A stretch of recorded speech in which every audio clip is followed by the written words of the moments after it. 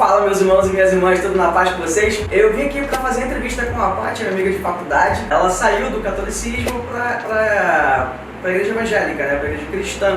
E ela veio compartilhar um pouco dessa história dela também, contar como que foi. Talvez você esteja passando por isso também, isso te ajude de alguma maneira. Mas Paty, pode se apresentar para o pessoal para a gente conhecer um pouquinho melhor? A paz a todos, meu nome é Patrícia, como o Nando já disse, tenho 27 anos, congrego na igreja Comunidade Evangélica Amor de Deus, em Belford Roxo, e saí da igreja católica para a igreja evangélica. Não foi do dia para a noite, e aí eu vou contar para vocês o processo, que durou em média 2 anos. Oh, legal, Paty. Assim, quando eu te chamei, eu realmente achei que o assunto seria interessante, porque eu nunca conheci. Se você já conheceu, inclusive, que alguém que saiu da igreja católica para a igreja cristã, deixa aqui nos comentários, porque eu não conhecia até então. E quando você me falou, foi uma surpresa para mim. E eu fiquei curioso, queria saber como isso tinha acontecido. Você me contou um pouquinho já.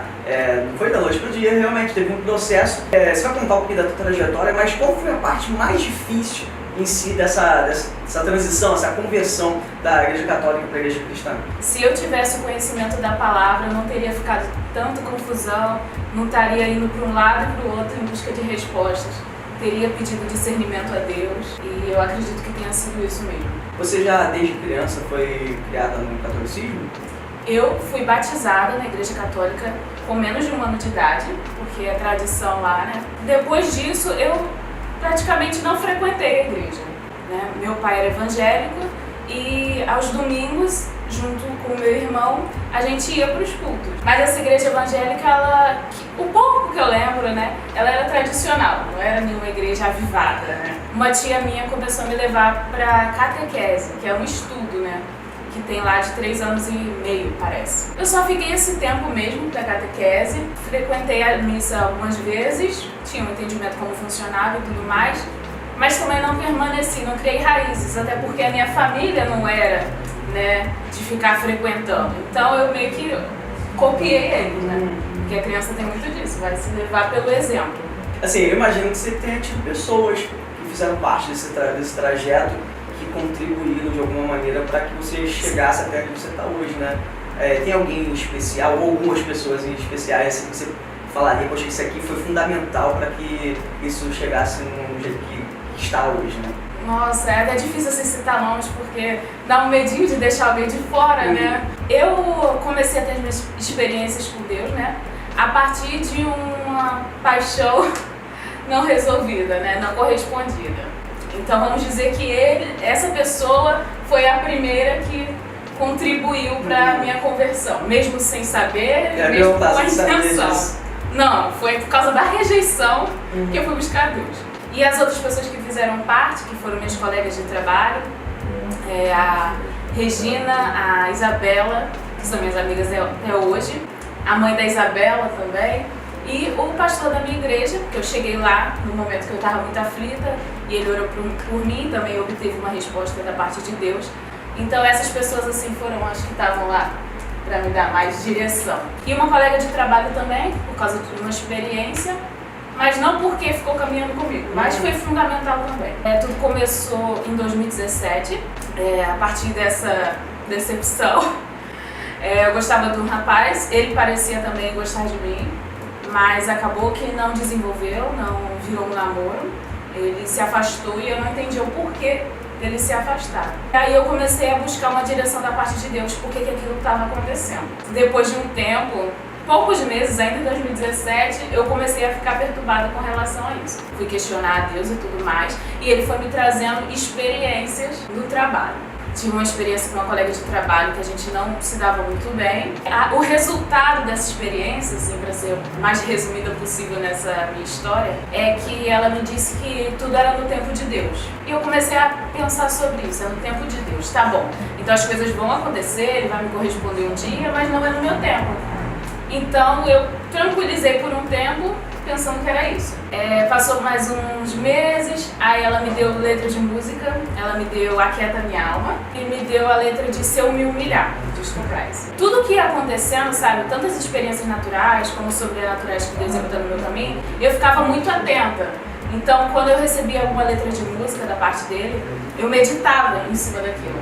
Então Deus estava falando comigo, o que eu percebi naquele momento, que eu tinha que sacrificar, que que eu tinha que me humilhar, ou seja, eu tinha que parar de ficar tão focada, obstinada que ele me correspondesse e que desse tudo certo naquele momento. Então eu tinha que sacrificar, abrir mão daquilo. Eu tinha que me aquietar, eu tinha que me tranquilizar. E depois outro rapaz também lá do trabalho me deu outra letra de música, que é Prioridade, da Mídia Lima. A letra diz tudo, né? Que Deus quer ser a prioridade e que era pra mim meditar na palavra dele. E chegou o final de 2018 e aí começou a minha tribulação, né? Eu comecei a ser tentada a me tornar freira. Mas acho que por essa ninguém esperava, hein? Da conta a primeira vez eu fiquei, freira? Não foi algo da minha cabeça, muitas pessoas me perguntavam: Patrícia, é isso que você quer? Não! Mas como eu não tinha entendimento, nesse tempo eu pensei que todos os sinais vinham da parte de Deus.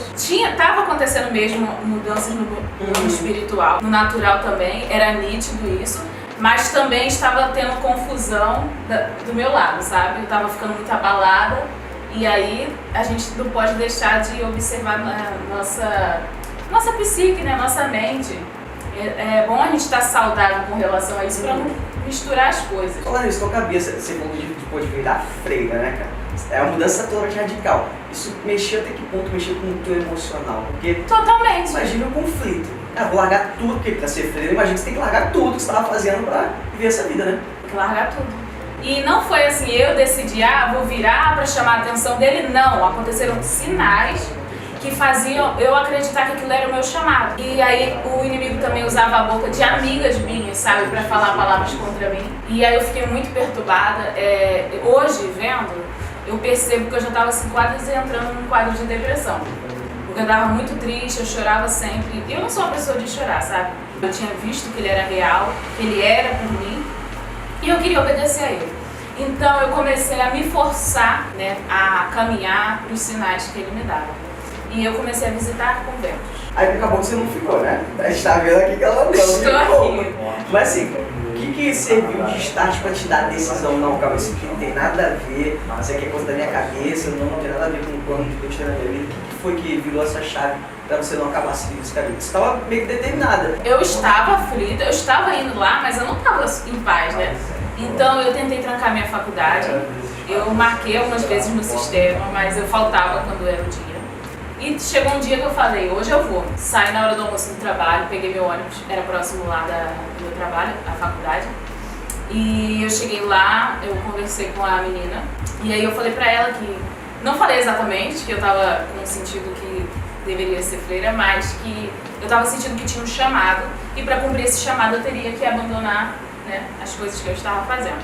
E ela falou pra mim que não, que Deus não é tão ruim assim, que Ele não ia fazer eu deixar as coisas incompletas, mas que eu ia terminar tudo e que depois Ele poderia me usar para a obra dele. Não tranquei, mas na minha mente eu estava desobedecendo. E aí eu tentei também pedir demissão no trabalho, né? Mas eu não pedi. E aí eu desabafei com uma amiga minha de lá. E aí ela começou a me levar para igrejas pentecostais. E ela queria me ajudar de alguma forma, né? Depois Deus falou para mim que eu era amada desde o ventre da minha mãe e que eu era consagrada. E aí que tá. Por quê? Consagrada, essa concepção da igreja católica para a igreja evangélica é diferente. A cartilha que ele me deu, quando eu fui no convento, estava dizendo que a pessoa ser consagrada na igreja católica é uma pessoa que vai para o celibato. Freira, padre, frei. Falei, pronto, então é para mim ser mesmo. E aí eu continuei, fui ficando pior, né? Fui cada vez me afundando mais. Trouxe mais confusão, essa ficou mais confusa ainda. Eu tava buscando a resposta, mas a coisa tava ficando mais difícil. Na última vez que eu fui na igreja, Deus falou que ia me dar um sonho naquela noite. E foi a partir desse sonho que as coisas começaram a caminhar melhor. E aí eu fiquei muito ansiosa, falei, que bom, agora eu vou ter esse sonho, tudo vai ficar simples. E nesse sonho Deus vai revelar que chegou o tempo e que não é pra mim ser freira, e graças a Deus. Graças a Deus porque não eram os meus projetos, tá bom? E nesse sonho eu chegava num lugar grande, espaçoso, e eu ia andando, e chegava numa porta. Eu abri essa porta, eu vi uns religiosos lá no fundo, sabe? Como se fosse uma sala bem grande. E esses religiosos eram freiras e padres, como se estivessem conversando, sabe? E aí eu olhava eles de longe, mas eles não me viam, e eu também não chamava por eles. E aí eu falava assim, eu vou embora. Eu pegava, fechava a porta, ninguém me viu. Tava caminhando em direção à porta da saída. Só que algo tocou no meu ombro e me virou. E aí eu comecei a andar em direção a um quadro, como se fosse esses quadros, sabe, que ficam em pé. E nesse quadro, engraçado que não era todo em branco, tinha uma imagem, algumas coisas escritas que eu não conseguia entender, como se tivesse embaçado. E aí eu pegava um piloto e começava a rabiscar aleatoriamente nesse quadro. E aí eu caía em mim, sabe? No sonho ainda. Eu percebia que aquilo foi o Espírito Santo que fez, não fui eu. Mas eu ficava preocupada, né? Eu rabisquei algo que era daquele lugar e as pessoas poderiam ver e eu poderia ser punida por isso. E eu fiquei desesperada e comecei a sair de lá. Quando eu estava caminhando em direção à saída, eu olhei para os meus pés e eu me vi descalça. Aí eu falei assim, por que eu tô descalça? Achei estranho e fui embora. Eu não tive discernimento da época nem para entender, nem para pedir para que Deus interpretasse comigo, né? Nem para usar ninguém, né? Aquele sonho que era para ser bom para mim ficou vago. Ainda não é uma resposta. Eu queria essa resposta sobre o sonho e eu falei assim com a minha amiga um belo dia: amiga, vamos subir um monte? Porque tinha um monte lá próximo do trabalho. E ela falou assim, vamos. Eu estava no meu trabalho, né? E na minha mesa eu tinha um estojinho de versículos coloridos. E aí eu tirei um papelzinho lá e saiu para mim Jeremias 33:3.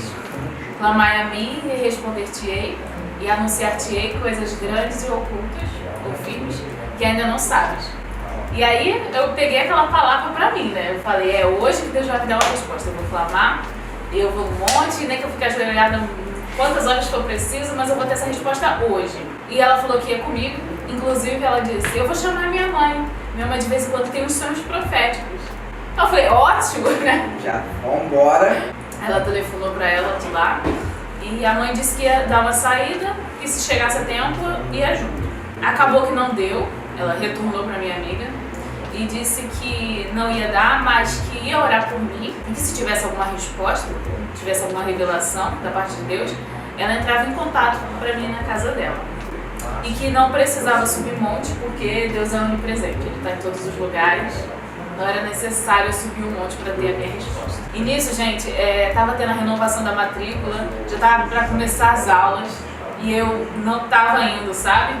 Porque eu queria essa resposta para eu decidir o que eu ia fazer. Então, a mãe da minha amiga teve um sonho e me chamou para ir lá no dia seguinte, no final do horário. E aí o resultado do sonho dela, né? Respondendo o meu sonho, é que quando eu cheguei naquele espaço, e eu não chamei pelos padres e pelas freiras, e nem eles me notaram lá, é porque realmente não era para ter relação nenhuma ali. E eu me retirei daquele lugar, e algo tocou no meu ombro, que eu contei, né? E eu fui andando em direção ao quadro. Esse quadro tinha algumas imagens, alguma coisa escrita, que eu não soube discernir, né? E aquilo ali era a minha história, até então. E o piloto preto escrevendo por cima significava Deus escrevendo uma nova história na minha vida. Quando eu estava chegando na porta, eu disse que eu me vi descalça, né? Eu estranhei por que eu estava descalça. E Deus mais uma vez me revelou que eu estava descalça do Evangelho. Ele queria que a partir daquele momento, né, da porta dali para fora, eu fosse me calçar do Evangelho, né? Fosse me aprofundar nas Escrituras. Nesse tempo também eu estava procurando alguma igreja próxima de casa evangélica para obter resposta. E eu cheguei na igreja onde hoje eu congrego. E nesse dia não tinha culto, mas o pastor estava lá arrumando algumas coisas. E ele me viu aflita e ele perguntou se eu queria conversar. Eu falei que sim, aí eu falei tudo. E ele falou pra gente orar e ele orou por mim. E eu tava indo, gente. Eu tava indo nas sextas, nas quartas, nos domingos. Todos os horários que tinha eu tava indo. Eu tava sedenta, sabe? Ele também teve resposta da parte de Deus. E ele me falou que Deus não queria que me prostrasse perante a imagem. Então, gente, estava mais do que confirmado que Deus não me queria mais naquele local, que era para me revestir do Evangelho, que não era para me prostrar perante a imagem. Então, eu obtive todas as minhas respostas. Deus não me falou nada com relação a outro rapaz, disse que tinha uma nova história na minha vida. E foi assim que eu me converti. E eu já estou lá há quase 2 anos, participo do Ministério de Louvor. E daí é só vitória, é só bênção. E a tua relação hoje com não só com os católicos, as pessoas em si, né? Não sei se você tem contato com as pessoas que você conheceu no passado, que era da mesma igreja que você, no catolicismo. Qual é a tua religião, qual é a tua opinião hoje? Agora você já esteve dos dois lados, né? Sim. Como que você olha o catolicismo? Até que ponto ele influenciou a tua vida em você se tornar quem você é? Até que ponto você consegue manter o sentimento de amor? Porque são nossos irmãos em Cristo ainda. Como você consegue se relacionar com isso hoje? Assim que Deus começou a tratar comigo, eu me retirei. Assim que Ele me deu essa resposta, sabe, desse sonho e do pastor orar por mim, eu entendi que já não era mais para mim estar lá, né? Então eu saí da Crisma, que era o estudo que eu estava fazendo. Não tenho nada contra os católicos. Aliás, como eu disse, a parte da família da minha mãe é católica. Eu espero que Deus venha trazer um renovo, venha trazer um entendimento, que Ele alcance a todos, que Ele venha trazer experiências, sabe? Quem convence o homem do pecado, da justiça e do juízo é o Espírito Santo. Muitas vezes a gente tenta por força própria, ou porque a gente foi tão tocado, sabe? Passamos por tantas coisas. E o nosso sentimento é que todo mundo entenda e veja com os nossos olhos. Mas Deus me mostrou assim que tudo é no tempo dele, né? A gente tem que fazer a nossa parte, né? Se revestir do Evangelho, levar a palavra e cada um tomar a sua decisão. É importante que esse vídeo aqui, eu sempre falo isso, eu sempre bato força nisso, porque o propósito aqui não é dizer para você que uma religião é melhor do que a outra, que eu sou melhor, não é. Somos todas pessoas imperfeitas que buscam a Deus, né? Buscam tentar agradar a Deus. Então, esse vídeo aqui é para realmente falar, mostrar os dois lados, né? É para falar que a gente tem objetivos em comuns, né? Então, assim, é para a gente propor essa união, de se juntar mais e parar de se atacar tanto, né? Eu vejo muita gente crente atacando o católico atacando o crente, mas na verdade não é para isso. A gente serve ao Deus que é nosso Pai, nós somos todos irmãos. Então, na verdade, é pra gente se amar, que foi isso que Deus deixou pra gente, né? Paty, brigadão, tá? Por ter compartilhado essa história, espero que vocês tenham gostado. E queria que você deixasse umas últimas palavras, que você pudesse falar um recado pro mundo hoje. Tanto quem tá com a igreja católica, a igreja evangélica, o que você poderia dizer, resumindo a palavra final pra eles? Parem de arrumar confusão, parem de brigar, parem de ficar indo no posto dos outros, reclamar da visão que eles têm, da opinião que eles têm. Por favor, gente, isso não leva ninguém a lugar nenhum. Que Deus alcance a cada um de vocês, que Ele venha mostrar, sabe, que Ele é vivo, que Ele é real, que você pode experimentar dele ainda estando na Terra. E espero que vocês também sejam salvos, sabe? E eu não estou dizendo também, me esnobando aqui, eu estou salvo e vocês não estão, né? No entendimento que vocês têm do que é certo e errado, tenta praticar isso, mas tenta buscar de Deus também mais direcionamento, tá? Antes de querer debater teologicamente com qualquer pessoa, se aprofunda, busca, pede resposta que Ele fala conosco. Gente, espero que vocês tenham gostado do vídeo. Se você gostou, se inscreva aqui no canal, deixa seu like, compartilha essa mensagem com pelo menos mais 5 pessoas que você conheça, né? Para que essa mensagem se propague pelos 4 cantos da Terra, tá bom? Um beijo no coração de vocês e até o próximo vídeo. Tchau, tchau!